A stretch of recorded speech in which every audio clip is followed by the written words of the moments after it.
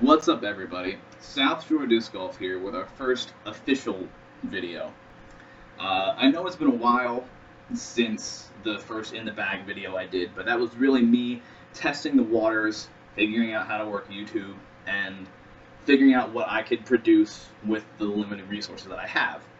And one of the reasons that I didn't or haven't done a video since then is that I personally was kind of unhappy with how the quality of the video was, just because my laptop has a shitty camera.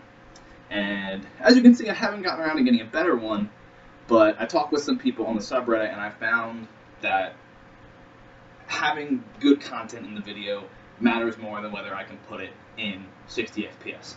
And chances are you guys don't want to see my face in 60 FPS anyway, because...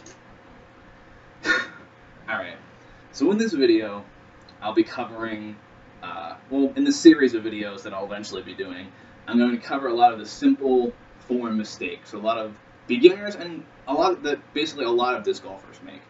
And I think there's not a lot of content out there that covers this in a constructive and really analytical way, so that's what I'm going to try to do. So in this video, we will be covering rounding. What is it? Why is it bad? And how do I stop doing it? So, what is rounding? Rounding is a disc golf form mistake that happens on your reach back. So, a proper reach back, when you extend the disc behind you, you should be able to draw a line between the disc and where it is going to be released. Right there. Clean line. That line should not pass through your upper body. When you place the disc in a position such that your upper body, I guess your body in general, would be hard for your lower body to be in the way, that your body is your disc is in a position such that your body is between the disc and its eventual release point, you are rounding. It's called rounding because when you do that, you have to come around in order to release the disc. And so that's basically what is rounding. Now, why is it bad? There are a lot of reasons for that.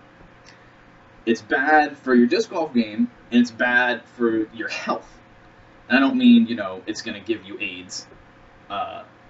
It's bad for the long-term health of your shoulder girdle and your elbow. Because in a clean disc golf throw, all of the forces that are applied are in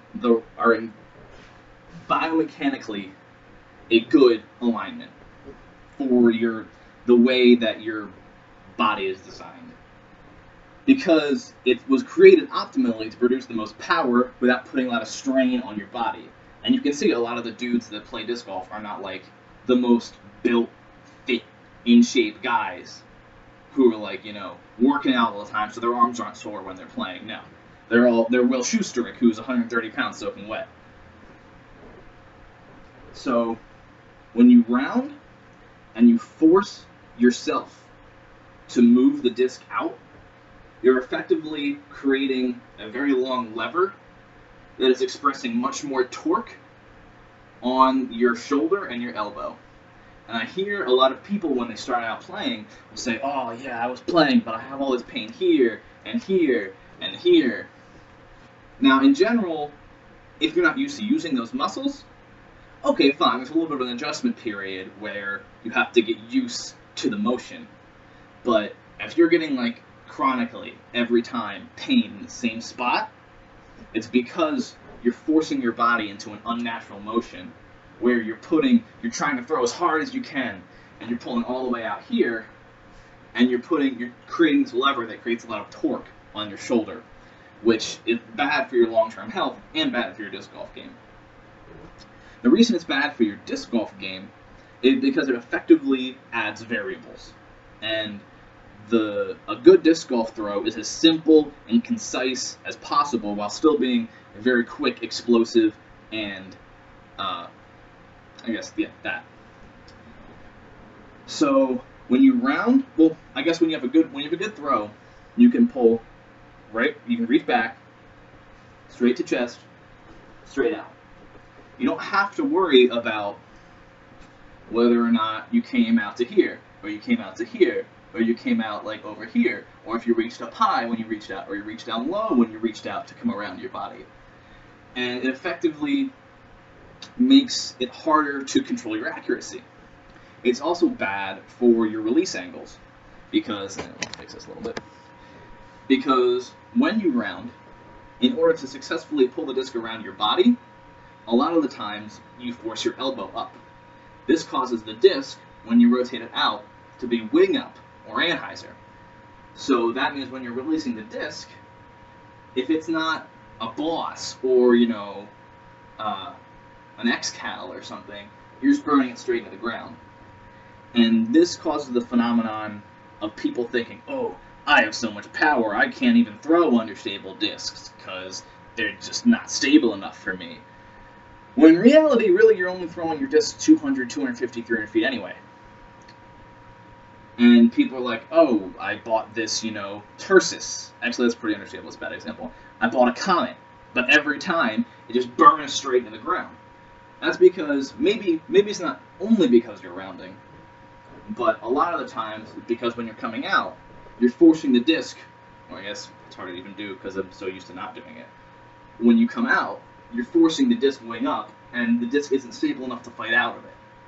And it causes a lot of people to be bad at throwing putters, bad at throwing mid-ranges, bad at throwing basically anything that's not a high-speed or stable driver, which is bad for your overall game, and bad for throwing distance, throwing for accuracy. It hurts your disc golf game as a whole. So basically, what you want to realize is that sometimes it's not the disc, sometimes it's you. It's the archer, not the arrow. And you need to find the mistakes that you're making, like rounding, and address them instead of trying to buy the fastest, most overstable disc you could find, and just putting out on anti-flex every time. I think another thing that contributes to rounding, this doesn't really fit into why is it bad, but a lot of people when they first start out think that they can just whip the disc as hard as they can and just try to strong arm it. And that sort of compounds the injury factor, because most people, when they're trying to really like throw something, you know, they're curling up, they're trying to get like all the possible muscle they can behind it, and they're just doing dumb stuff. Like things that if you were throwing anything else, literally any other object, you wouldn't do. You don't throw a frisbee like this. So why would you throw a disc golf disc like that? And it's a very hard thing to know you're doing. So that kind of segues into topic 3, is how do I fix it? And this is a tough thing to do. It's not something that there's not a lot of easy drills for it. There's not, you know, it's hard to tell you're doing it without someone telling you or without you filming yourself doing it. And that's pretty much what you have to do. You either have to go out with a friend who knows, or any player who knows how to identify it and say like, okay, here you definitely rounded, you know, you got to keep the disc out more. Or take a video of yourself and be like, oh wow, I'm rounding really bad.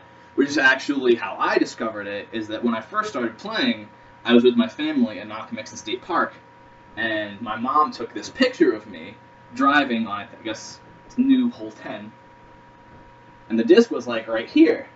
When I was throwing, I was like, oh, I didn't even realize I was doing that. And that got me thinking, okay, how do I get better? How do I, you know, not do that? And the thing that worked best for me was doing it in a mirror. And what's really important to me as someone who's been working out most of their life, doing sports, things like that, is you have to understand your body and what it feels like when you're doing something right and what it feels like when you're doing something wrong. And you need to be able to identify when you do something right and when you do something wrong.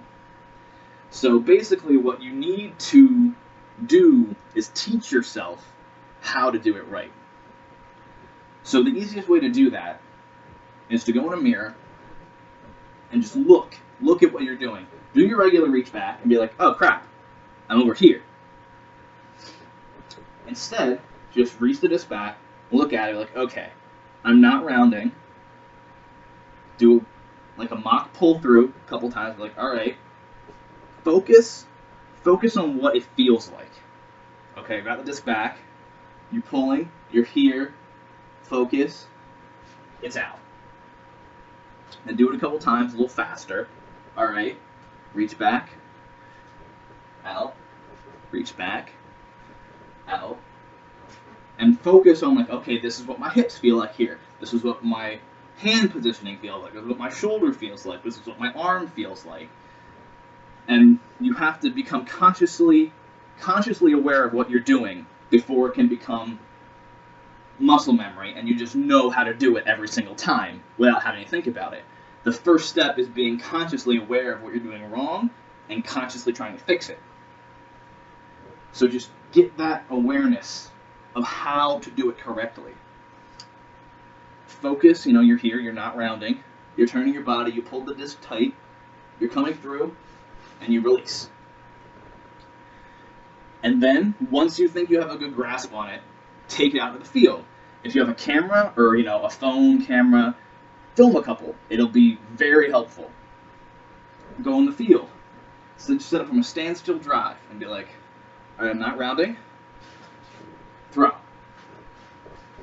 Do this with something neutral, putters, neutral mid-ranges, because it'll tell you, all right, like if this is a P2, if I take this and I reach it back straight, I pull through straight, and I release straight, it's going to fly out straight and flat, and then it'll fade out.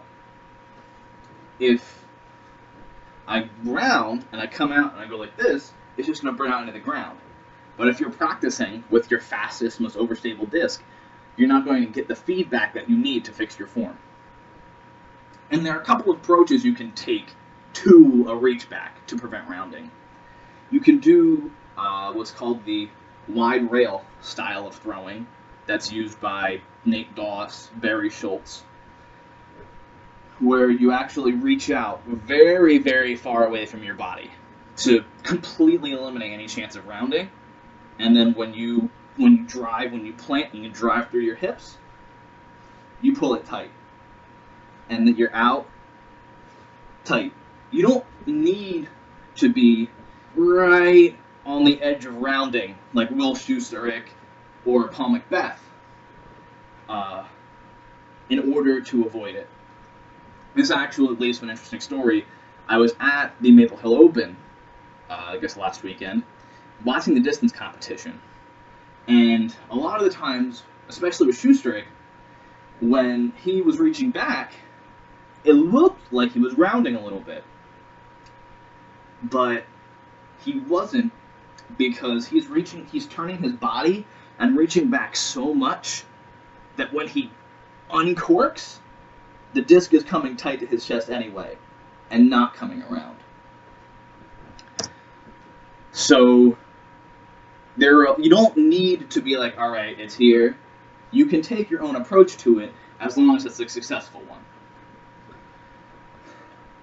And I guess that's pretty much all I have to say. If you have any questions, feel free to ask them in the comments or in the Reddit thread that this will be posted in. And if you have any suggestions for the next video or anything else you'd like me to cover, also feel free to put that in either medium. And I guess that's it. South Shore Disc Golf signing off.